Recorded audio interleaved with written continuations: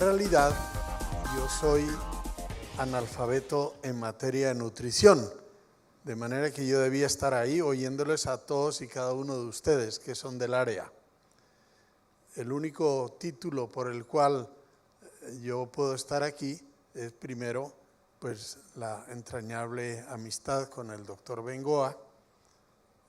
Fui muy admirador de su extraordinaria obra y también por compartir con él la condición común de vasco-venezolanos. Como he visto que las ponencias están apretadas y con tiempos ceñidos, pues inmediatamente voy a entrar en materia y voy a hablar brevemente y en forma un poco esquemática. A uno le gustaría ampliar más, pero espero que quede suficientemente claro el tema de educación y trabajo productivo. Entiendo que ese tema algo tiene que ver con la tragedia que estamos viviendo justamente en estos días en relación a la producción, la inflación, el desabastecimiento y todo lo demás.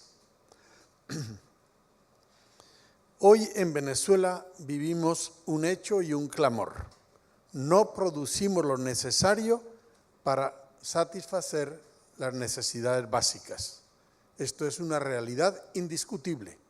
Otra cosa se puede opinar, pero el hecho de que no producimos en el país lo que consideramos que necesitamos para una vida digna. La pregunta lógica es ¿por qué?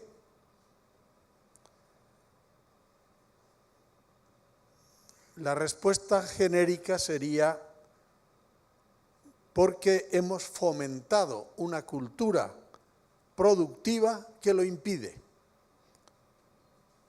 Y voy a señalar 4 frases nada más que constituyen, a mi modo de ver, esa cultura. Primero, una idea errada de que somos país petrolero riquísimo. Entonces usted en cualquier ambiente pregunta, Venezuela es país riquísimo, con petróleo en manos del Estado. Entonces, ¿cuál es el acceso, la vía de acceso a las necesidades sentidas? Bueno, pues esa vía depende de la distribución que haga quien posea y administre el Estado. Nosotros no tenemos nada que hacer, sino que el que está ahí, que se encargue de distribuir esa abundantísima riqueza que ya existe. Si después de X años todavía estamos pobres, es porque ese distribuidor es un bandido. Ese es el diagnóstico general, no ahora, hace muchos años, de los políticos, etcétera, ¿no? No nos dieron lo que era nuestro. Distribuir la renta petrolera es el camino. ¿Cómo paso yo de la pobreza a la riqueza? Ese señor distribuye bien y ya está, ese es el camino. Lo importante es acceder al consumo. Si lo producido no alcanza, se importa de otros países con dólares petroleros. Primer punto. Segundo punto, la riqueza de los venezolanos no está en su talento creativo y capacidades productivas. Si usted pregunta en cualquier país, bueno, pongamos japoneses, bueno, pues somos pobres o somos ricos de acuerdo al talento productivo. En el caso nuestro no. Si el diagnóstico primero es lo que prevalece como cultura. Si hay pobres, es culpa de los políticos que no repartieron. Y la segunda culpa es de los ricos, porque si comen completo y hay otros que no comen, pues tienen que ser también porque se los quitaron. La mediación para salir de la pobreza es la política distributiva, no el trabajo creativo ni la política educativo-productiva para que aquel se pueda dar con calidad y productividad, para que el trabajo productivo se pueda dar con calidad y productividad. Sin educación eso es imposible. Tercer punto, el Estado es el medio para llegar al consumo sin tener que pasar por la producción. Sé que estoy diciendo algo sumamente grave para un país, pero ese es el diagnóstico. El Estado es el medio para llegar al consumo, subrayo el consumo, sin tener que pasar por la producción. Yo puedo ser un consumidor del siglo XXI siendo un productor del siglo XVII. En lugar de palanca, entonces el Estado, y con el petróleo, debería ser más bien palanca para potenciar productores. Y se convierte en una disuasión. El camino no es producir, es acercarse a donde ya hay. Aquello no pido que me den, sino que me pongan donde haya. Cuarto, la educación. Entonces, en ese contexto, ¿qué es la educación? No es para capacitarse y aprender a producir la riqueza que no existe, que es el sentido de la educación. Tú creas una riqueza que no existía sin tu talento. Como ocurre, en la mayoría de los países no han tenido otro camino para llegar a la riqueza. En el caso nuestro, de esa cultura, no quiere decir que todos pensemos así, pero la cultura, lo que respiramos todos los días es que para acceder a la riqueza estatal, es decir, que la educación es un medio para acceder a la riqueza que ya existe y no para crear la riqueza que no existe. Y esa es una división fundamental.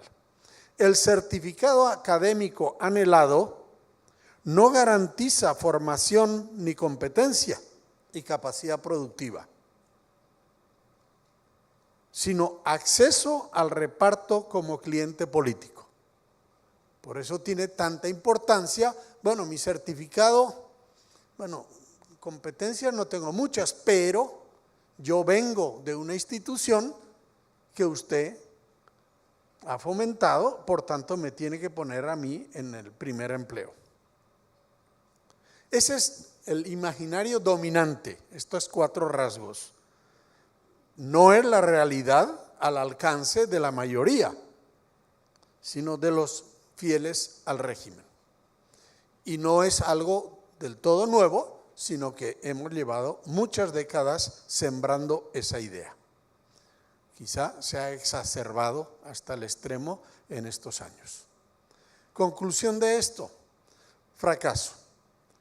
Es decir, toda esa ilusión de riqueza se derrumba, no por una discusión, sino por los hechos. La bofetada nos da la realidad, no la discusión, no la oposición, no el gobierno, los hechos. La ilusión de riqueza se derrumba al descubrir dolorosamente que si no apostamos a la creación de riqueza y al talento creativo y productividad de cada uno de los millones de venezolanos, no podemos salir de la pobreza y de la frustración, aunque se duplicara el precio petrolero y se duplicara la producción petrolera. Sin ello, sin ese talento, no sube la producción nacional ni alcanzan los dólares para importar. El argumento está en la calle. Además, si no hay conciencia de escasez, se desestimulan las virtudes, esto es importante, las virtudes administrativas de eficiencia, transparencia y honestidad pública. Si hay abundancia, el despilfarro no es pecado. Si usted tiene poca agua, dice, por favor, cierre el grifo. Si usted está al pie de una cascada allá en Mérida, usted no dice, ahorre el agua, cierre el grifo. No, el agua es infinita. Si es infinita, no hay que ahorrar. Entonces, ahora paso a la educación. 2 maneras de entender la educación. Hace 200 años, 1800, en la mayor parte del mundo y en Venezuela, las élites viven e imponen un divorcio total entre producción y educación escolar. Nosotros creemos que hay una relación. Bueno, pues no era así. Quienes producen no pueden ir a la universidad por la mancha de sus familias que se dedican a oficios bajos y serviles. La producción son oficios bajos y serviles. Por tanto, cuando usted aspiraba a entrar en la universidad, le decían usted no, porque su papá es carpintero o es comerciante. Por eso Francisco de Miranda no pudo entrar a la universidad. Y por eso trataron de que Juan Germán Rocio, de excluirlo del colegio de abogados, aunque él ganó el pleito. Y Juan Germán Rocio fue nuestro vicepresidente. De manera que la producción son oficios bajos y serviles y deben ser ejercitada o hecha por los pardos o los blancos de orilla. Quienes estudian en la universidad son blancos mantuanos que no pueden realizar trabajos productivos. Después avanzaré un poquito en esto. Hay un francés de Pons, Francisco de Pons, que vivió en Venezuela. Unos dicen que fue agente de Napoleón para ver si a Napoleón le interesaban las riquezas de Venezuela. Él tiene un libro que se publicó en París en 1806. Se titula Viaje a la parte oriental de la tierra firme en la América Meridional. Y él cuenta lo siguiente, que estando en Caracas, y él pone los rasgos más atractivos de la sociedad caraqueña, la gente culta, etc. Y dice que un mantuano vino de la hacienda y se sintió ofendido por él, porque al regresar de Pons le preguntó, era una hacienda de caña, y le dijo, mire, ¿y este año cómo viene la cosecha? ¿Hay suficiente lluvia? ¿Cómo? Y él se ofendió porque le dijo, mire, yo a la hacienda voy a descansar, de la producción se encargan mis administradores, no yo. Y al día siguiente, los otros horrorizados le dijeron, pero ¿cómo le haces esa pregunta? Lo ofendiste. Al día siguiente le tuve que pedir disculpas al molesto hacendado, porque lo había confundido de categoría. El terrateniente disfruta la renta de su propiedad, pero no se ocupa de la producción. Esa era la mentalidad. Los productores son los de color o los blancos de orilla. Pueden ser blanquitos, pero si trabajan con las manos, se acabó. No pueden entrar a la universidad y tampoco pueden ser curas. Así era, no se podía entrar al seminario. Los que estudian no pueden producir y los que producen no pueden estudiar. Otro capítulo, Revolución burguesa y educación. La revolución burguesa trae la novedad de lo que dice Marx, de revolucionar constantemente las fuerzas productivas, palabras textuales de Marx. Desentrañan, en esa revolución desentrañan las leyes de la naturaleza, los conocimientos científicos, la tecnología y organización dedicadas a revolucionar la producción y la productividad. Entonces, lo que en miles de años de la humanidad se mantenía como economía de subsistencia, se vuelve economía de acumulación. Por eso es un contrasentido y un rezago cultural, después de la revolución burguesa, seguir hablando como se habla de fuerza productiva. Los trabajos son fuerza productiva, debíamos decir talento productivo. La riqueza de la nación, según esta revolución, es la suma de talento productivo eficazmente aplicado. Entonces,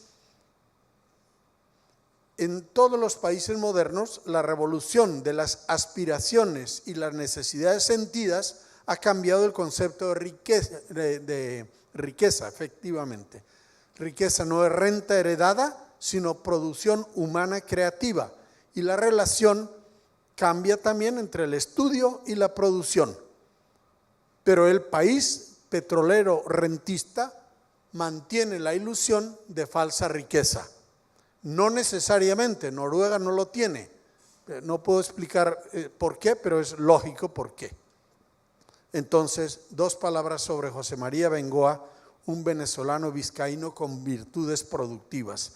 Permítanme un paréntesis para honrar al insigne amigo con cuyo nombre se honra este Congreso Internacional. Él entendió su vida como productor y la educación nutricional como educación para hacer de cada persona un productor de salud y no de enfermedad. Desde sus primeros años venezolanos en Sanare, apostó a la educación, al protagonismo de la gente en su salud y a las políticas públicas para ello. De Ponce, 1804, en esa Venezuela de mantuanos que hemos dicho, rentista, se sorprendió al descubrir que aquí también estaba naciendo esa nueva sociedad productiva contracultural y resaltó el genio laborioso y creativo de los vascos. Cito: la administración de las haciendas se confía a negros y mulatos, rara vez a isleños blancos, pero nunca a criollos, porque estos prefieren el ocio de los claustros, el atractivo de las charreteras o el laberinto de los tribunales o los nobles trabajos del campo. Y en consecuencia, los empleos son la principal y única mira de la ambición del criollo. Aunque la mejor tierra del mundo le ofrezca todas las riquezas, no está satisfecho en sus deseos mientras no obtiene un grado de militar, un puesto en la hacienda pública, un oficio judicial o una orden honorífica. Pasa su vida y consume sus saberes en obtener grados y empleos y en solicitar otros nuevos. Fin de la cita. Junto a los criollos mantuanos y a los peninsulares aristocratizantes, de Pons descubre otros peninsulares, cito, que vienen a producir y a hacer fortuna. La segunda clase de europeos residentes en Caracas se compone de aquellos a quienes la industria o el deseo de hacer fortuna llevan a estos lugares. Casi todos son oriundos de Vizcaya, vascos, o de Cataluña. Unos y otros son igualmente industriosos, pero los vizcaínos, sin fatigarse tanto, administran mejor sus negocios, como dispuestos a los riesgos del comercio y como constantes en la agricultura, suelen superar a los catalanes. El vizcaíno nunca se arredra por la magnitud ni por el riesgo de la especulación, confía bastante al azar. Y luego resalta la laboriosidad de los canarios que, según dice él, son trabajadores como los vizcaínos y los catalanes. Cuando de Pons visita los valles de Aragua, queda deslumbrado por sus hermosas siembras y la laboriosidad productiva de sus habitantes, que, cito, son dignos de la admiración del observador. Nadie presume de alcurnia, está hablando de los valles de Aragua, ni se envanece con las distinciones. La industria, la actividad, el trabajo son base de sus sentimientos. Por una beneficiosa emulación, la agricultura ha llegado a ser la pasión dominante de todos. Aquí también resalta la presencia de los vascos, omito la cita, y el hecho de que hay muy pocos esclavos, solo en el mantenimiento de la hacienda. Cito: en los trabajos extraordinarios como la siembra, la limpia y la cosecha, se emplean jornaleros libres. Fin de la cita. Bueno, traigo estas citas porque considero oportunas en homenaje al vasco venezolano Bengoa, trabajador incansable a lo largo de su vida rica en años, en obra realizada y en inspiración. Y finalmente concluyo algunas convicciones prácticas ahora educativo-productivas. 1. Somos país pobre y gente pobre si nuestra productividad es escasa. A medida que crece nuestra productividad, vamos saliendo de la pobreza. 2. La riqueza está en el talento que hoy se pierde en millones de venezolanos. 3. La educación no se contrapone a producción, como era en el pasado, sino que es formación cualificada de productores. Un ingeniero es un obrero cualificado. Productores de bienes económicos, productores de ciudadanía, que no llueve del cielo, y de desarrollo social y convivencia. Ya termino. La clave no está en cómo extraer más petróleo, sino en cómo sacar y poner a valer el talento humano productivo. Ahí es donde está. Esa mina es la que hay que explotar. Finalmente, esto si esto es cierto, cambia la perspectiva en 5 cosas. La buena política no es la que distribuye el acceso al consumo, sino la que con visión global siembra y potencia la capacidad productiva en cada venezolano y estimula el emprendedurismo que sale con las inversiones productivas necesarias al encuentro de esa capacidad. 2. La educación es para producir la riqueza que no existe y no para acceder a la distribución de la que ya existe. 3. Calidad educativa es capacitación y formación productiva, solidaria y de ciudadanos con valores. Hay mucho de esto hoy en Venezuela, no es que no exista, pero sobrevive remando contra corriente y con viento en contra. 4. El petróleo no es maldición, sino una palanca prodigiosa que hay que saber usarla para convertirla en realidad productiva. 5. Y último, todo esto nos lleva a una alianza entre educación y producción, lo que trae una verdadera revolución, que es el salto de la pobreza al bienestar anhelado de todos. Lamentablemente, muy tarde se reconoce ahora que no se ha fomentado el encuentro entre educación y producción. Hemos sido víctimas de la ilusión de que ya teníamos la riqueza y bastaba distribuirla, y creíamos que distribuir era revolucionario. Es la cosa más reaccionaria que podemos tener. La siembra populista entusiasma al comienzo y frustra cuando llega la cosecha escuálida. Muchas gracias.